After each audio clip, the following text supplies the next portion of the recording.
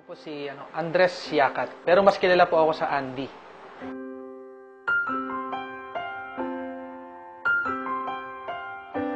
May pinanggalingan kong pamilya, hindi naman ganun kayaman.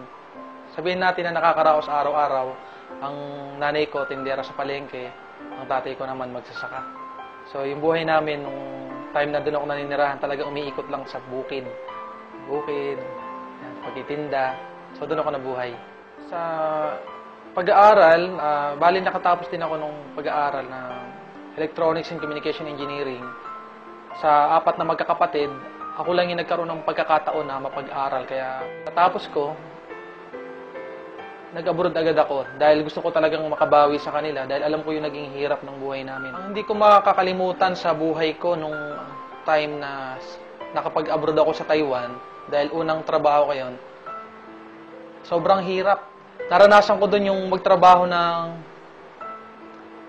16 hours, 18 hours sa loob ng isang araw. Yun kasi pinakamahirap sa nag-abroad eh.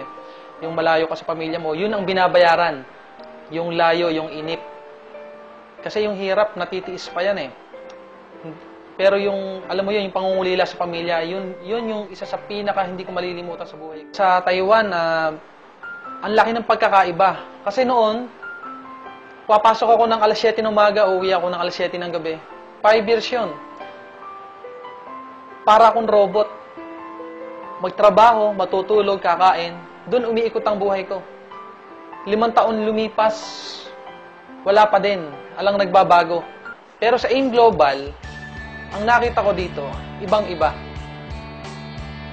Kasi dito sa AIM Global, darating pagkakataon, nakamukha na nangyari sa akin, na kahit talaga wala ka nang ginagawa, pwede ka pa rin kumita. Sa 8 months, nailabas ko yung first car ko rito, yung pick-up na nabili ko nung una. At after 2 years, nabili ko na yung bago kong kotse, yung Hyundai Accent na ginagamit ko ngayon. And ito nga ngayon, ngayong October, yung condominium naman na pinapangarap ko, mailalabas ko na rin ngayong October. Pag ako pupunta sa ibang bansa, alam na alam ko magtatrabaho ko. Pero dito sa AIM Global, grabe na nangyari sa akin. Pumupunta ako sa ibang bansa, Hong Kong, Singapore, Thailand, Malaysia. Pumupunta ako hindi para magtrabaho. Pumupunta ako ngayon para mamasyal, para magnegosyo. Ganun kaganda yung AIM Global. 1, 2, 3. I know you want me. You know I want you. I know you want me. You know I want you. I know you want me. You know I want you. I know you want me. You know I want you. 1, 2, 3, 4. 1, 2, 3, 4. Rumba. Ella quiere su rumba. Go.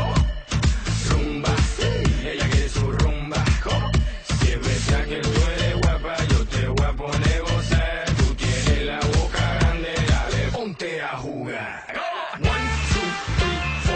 1, 2, 3. Sa company, sapagkat sa nangyari sa buhay namin, sa aming mag-asawa, na nakasama ko siya ng lagi na, hindi kamukha dati na pinupuntahan ko pa siya sa Singapore.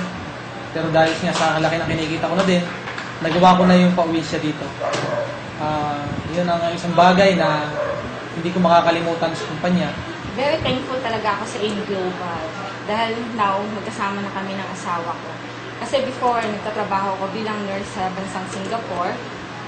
So sa aming bago-bago pa lang mag-asawa, ang mahirap doon yung naghihiwalay kami dahil kailangan ko magbalik ng Singapore para ituloy ko yung trabaho ko doon. Sa AIM Global, sa mga bumubuo, sa mga may-ari, maraming salamat po sa inyo po na ginawa sa amin.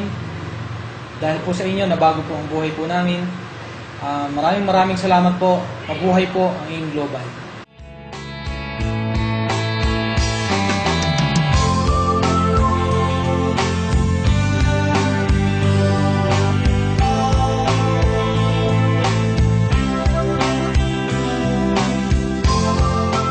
Pagka ginusto mo ang isang bagay, makakagawa ka ng paraan. Wala sa galing o talino. Ang importante pala, kung talagang walang-wala na mapagkukunan, kahit ano gagawin mo.